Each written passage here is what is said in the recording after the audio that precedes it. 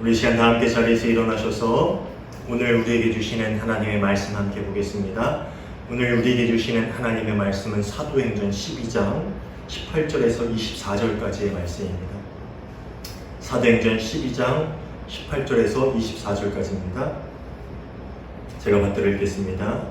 날이 새매 군인들은 베드로가 어떻게 되었는지 알지 못하여 적지 않게 소동하니 헤롯이 그를 찾아도 보지 못하매 파수꾼들을 신문하고 죽이라 명하니라. 헤롯이 유대를 떠나 가이사랴로 내려가서 머무니라.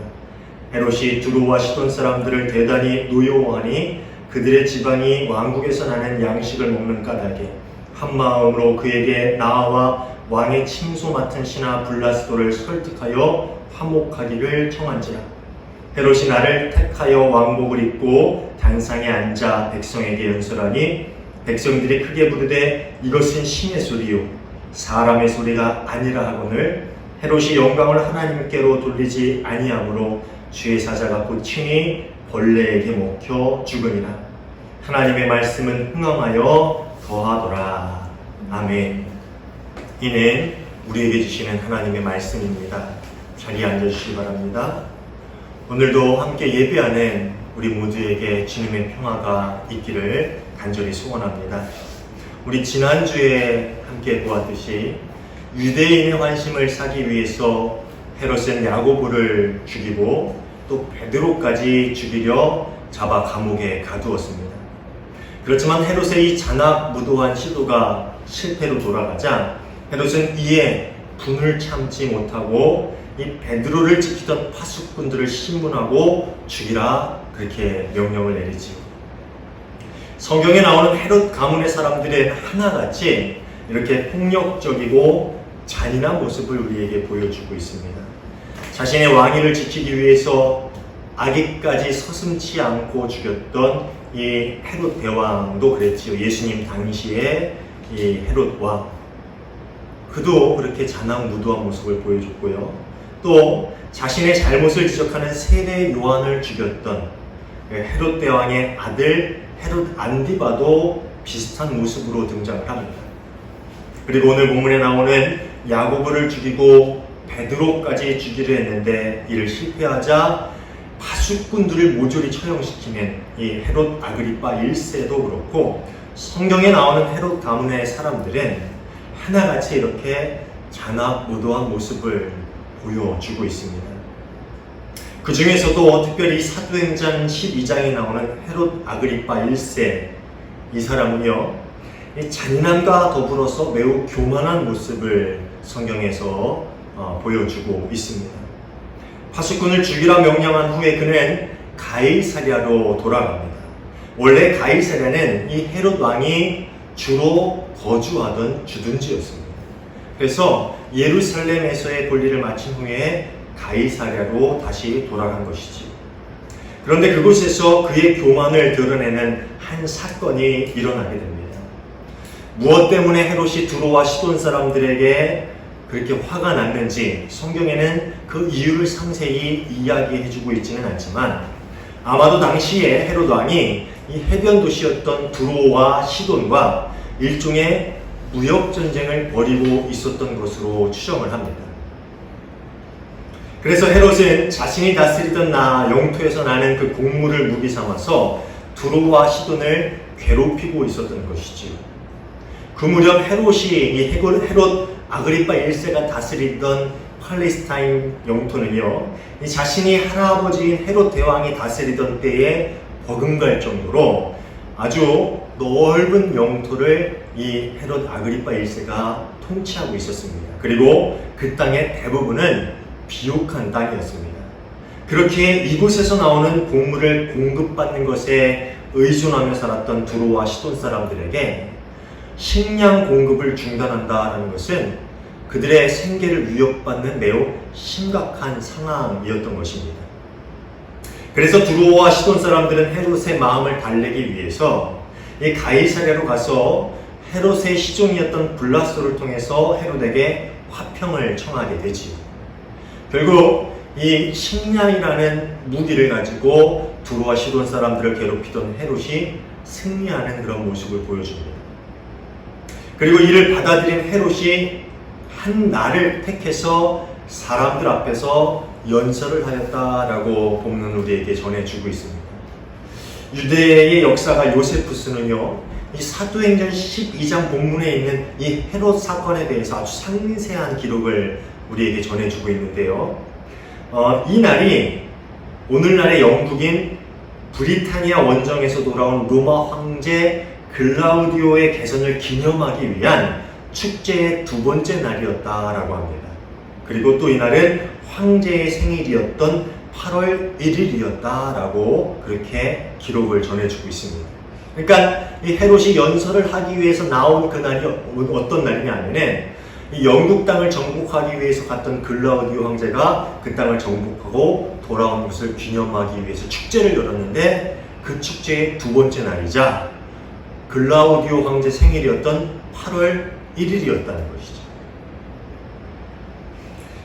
두로와 시돈 사람들 또한 이 축제 때에 맞춰서 헤롯에게 방문을 했던 것 같습니다.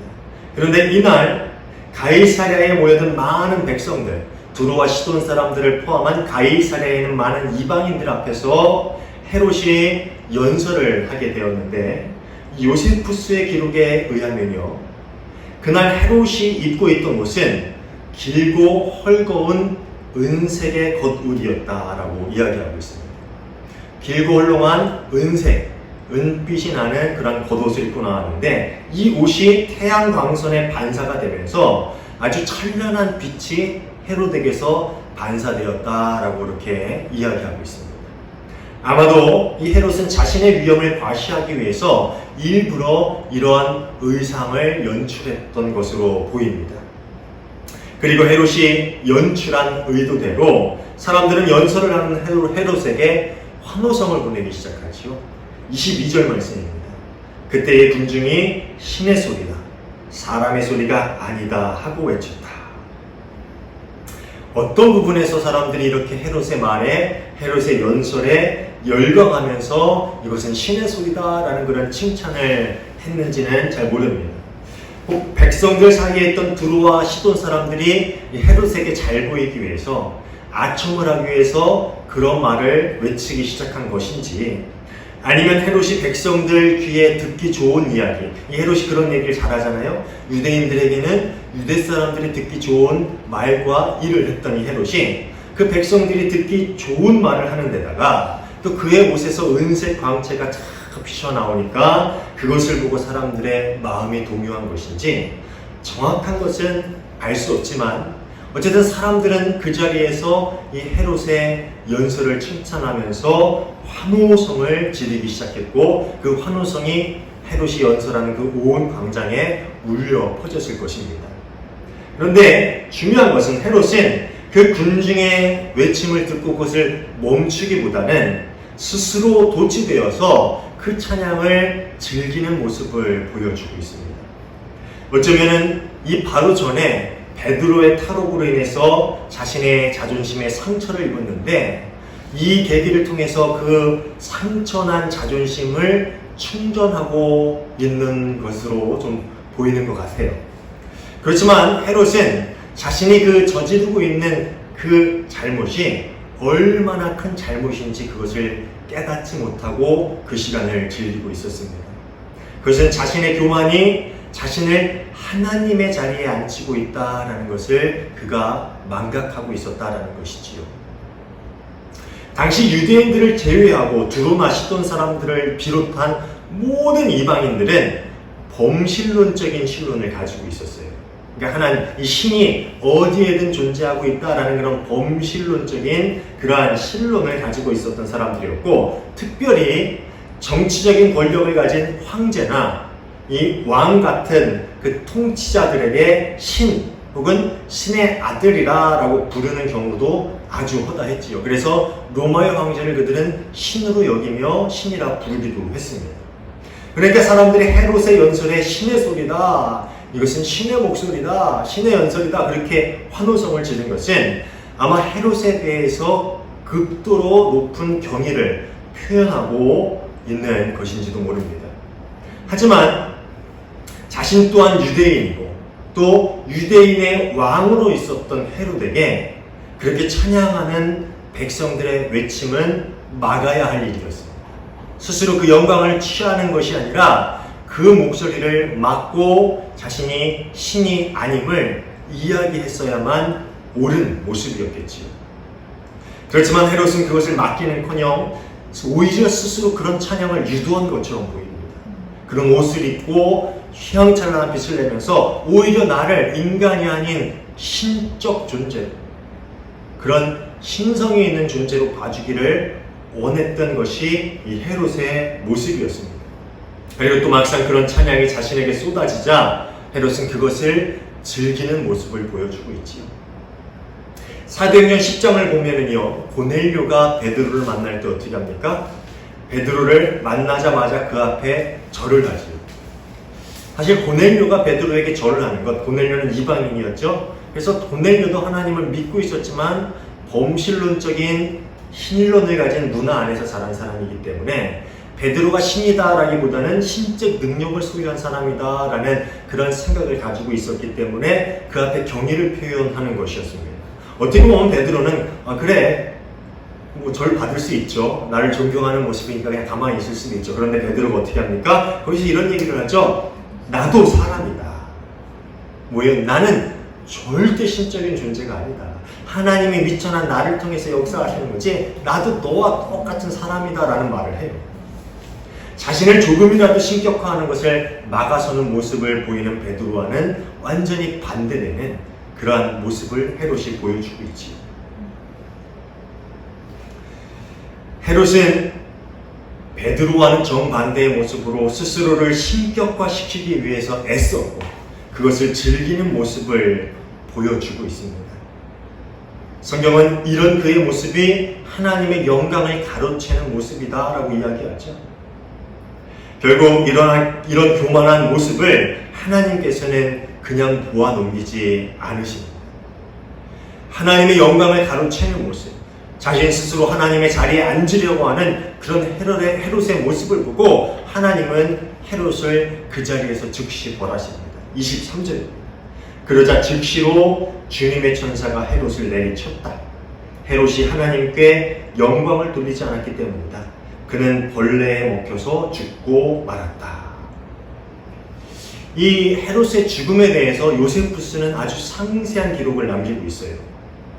헤롯 왕을 칭송하는 백성들의 함성을 그가 듣고 있을 때에 그는 그 머리 위에 걸려있는 밧줄에 올빼미 한 마리가 내려앉는 것을 보았으며 그때 그는 불길한 예감을 느끼게 되었다.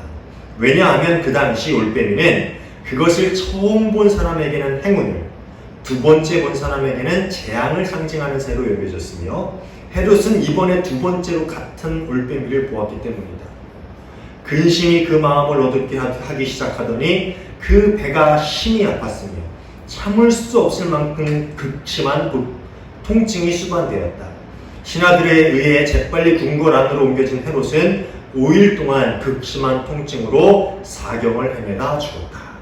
그 당시에 일어났던 징조들과 또 헤롯이 겪었던 그 고통에 대해서 이렇게 이야기해주고 있는데 중요한 것은 그 순간 그가 배에 극심한 통증을 느끼더니 5일 동안 그 통증에 시달리다 결국 죽고 말았다는 것이지요. 23절 본문에 나오는 충, 즉 벌레라는 단어의 헬라어는요, 신약 성경을 통틀어서 여기에 단 한 번 등장을 하는데 요세푸스의 이야기와 맞춰보면은 헤롯이 아마도 배 안에 생긴 해충, 오늘날로 하는 걸 뭐라 그러죠?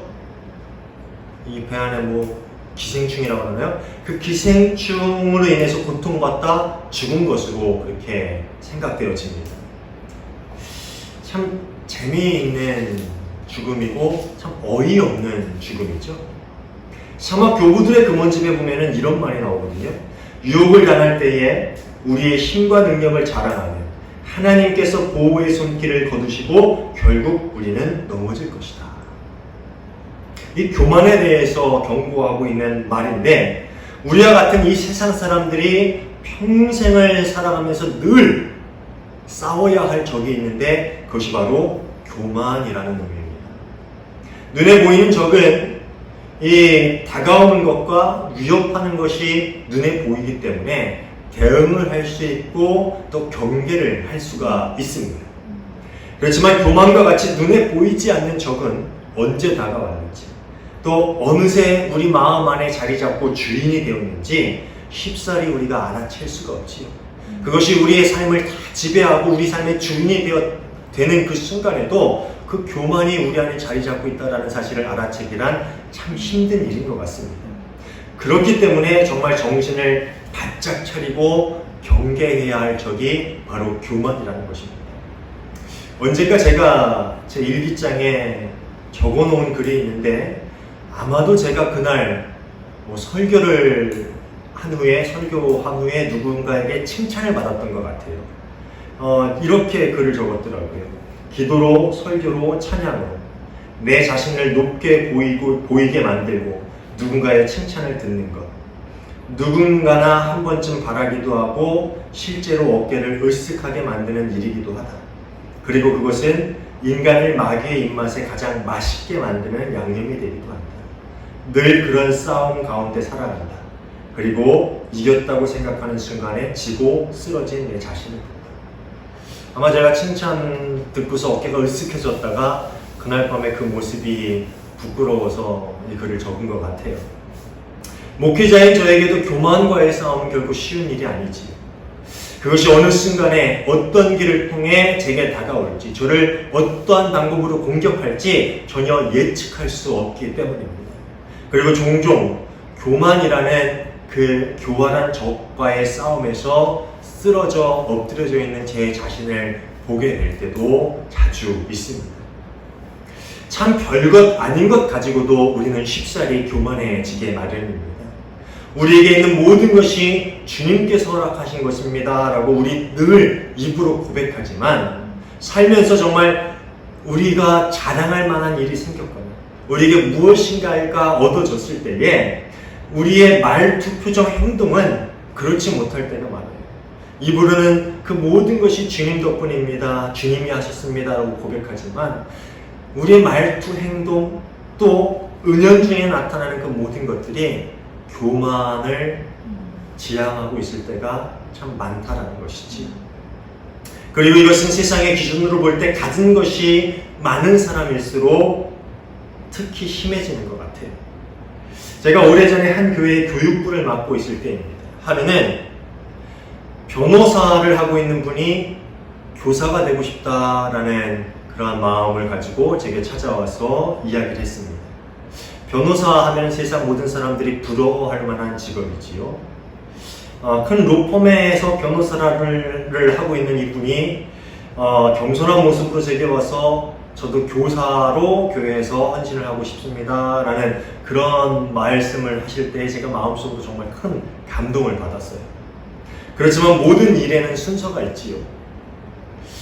교사도 비록 교회학교 어린아이들을 가르치는 일이지만 교사도 바로 할 수는 없는 일이었습니다. 그래서 제가 한 청년이 맡고 있는 반의 보조교사를 한 달 정도만 같이 옆에서 지켜보면서 보조교사를 하면서 한 달 정도만 지켜보면서 옆에서 배우고 그 다음에 반을 맡는 것으로 그렇게 이야기를 했어요. 사실 한 달 정도도 상당히 빠른 것이었거든요.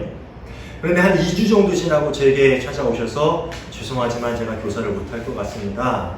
이유를 물어봤더니 제가 필요 없는 것 같습니다 라고 하면서 그만두시더라고요.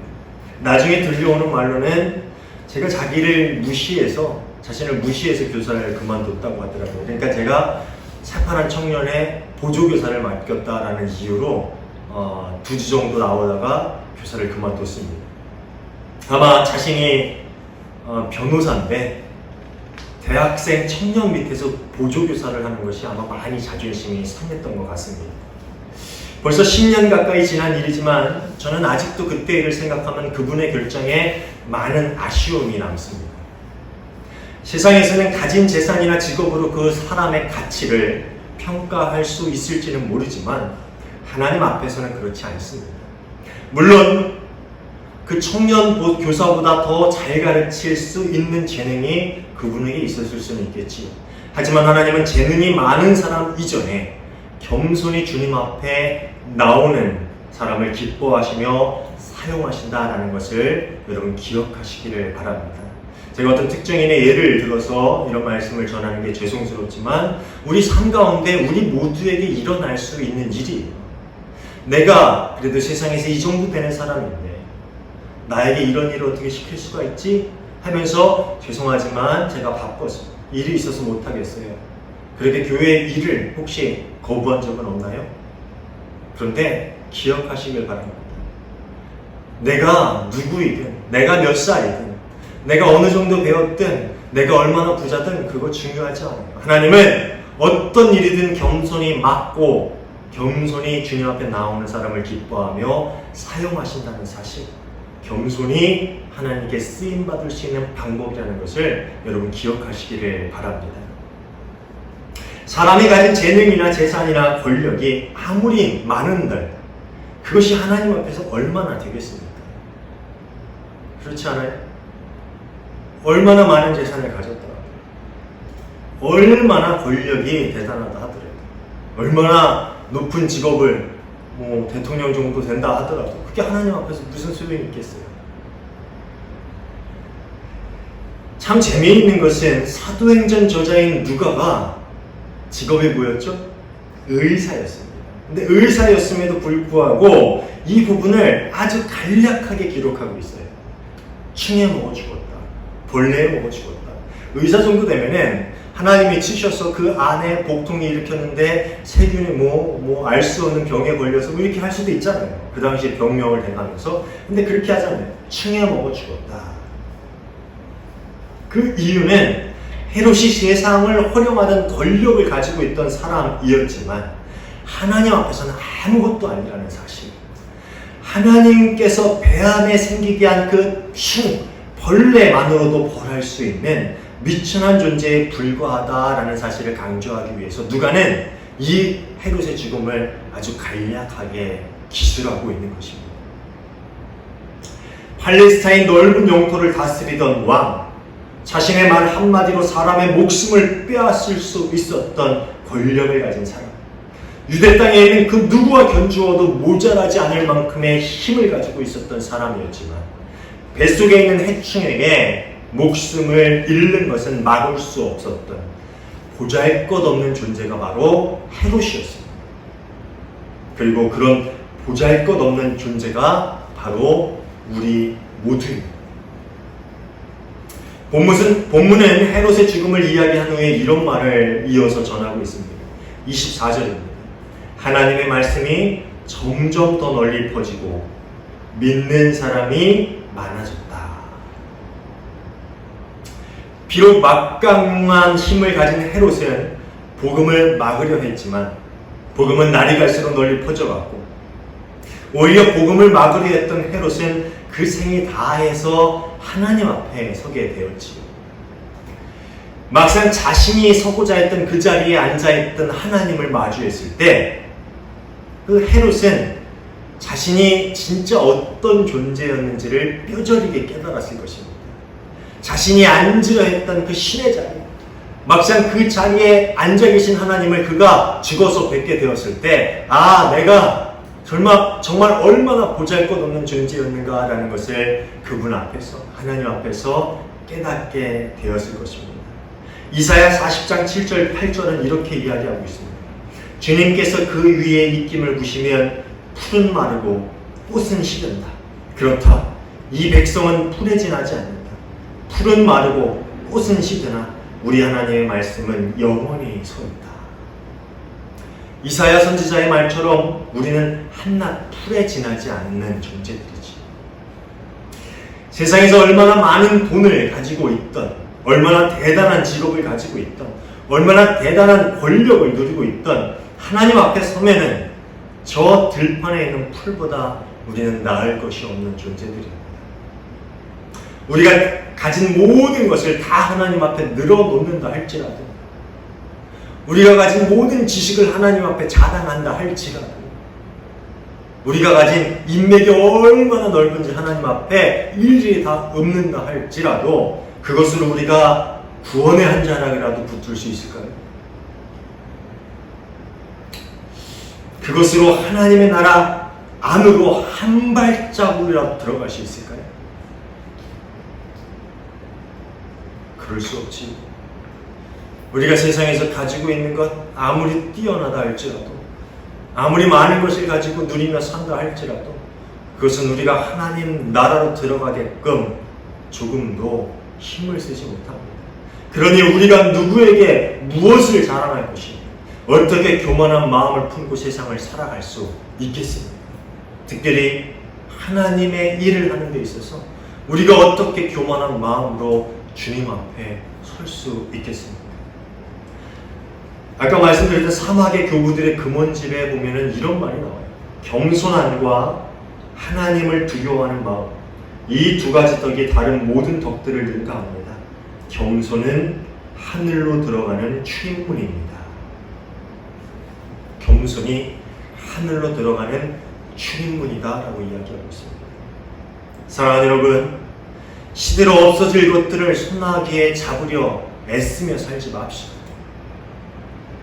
또 혹 그것들이 내 수중에 쥐어졌다 하더라도, 그것들이 나에게 주어졌다 하더라도 그것으로 인해서 우쭐해하지 않기를 바랍니다.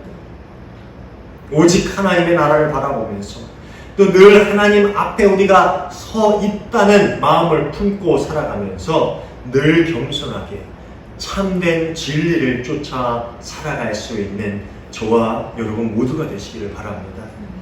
그래서 하나님을 만나는 그날, 하나님 앞에 서는 그날 기쁨으로 구원의 문 앞에 설 수 있는, 구원의 문으로 걸어 들어갈 수 있는 저와 여러분 모두가 될 수 있기를 주님의 이름으로 축원합니다. 기도하겠습니다. 하나님 감사합니다. 저희 부족한 자녀들에게 모든 것을 허락하여 주시고 그것을 통해 주님께 영광 돌릴 수 있게 하심에 감사를 드립니다. 저에게 주신 모든 것이 하나님 나라를 위해 쓰라고, 주님께 영광 돌리라고 주신 것임을 늘 잊지 않게 하시고 절대 교만의 자리로 나아가지 않게 하여 주시옵소서.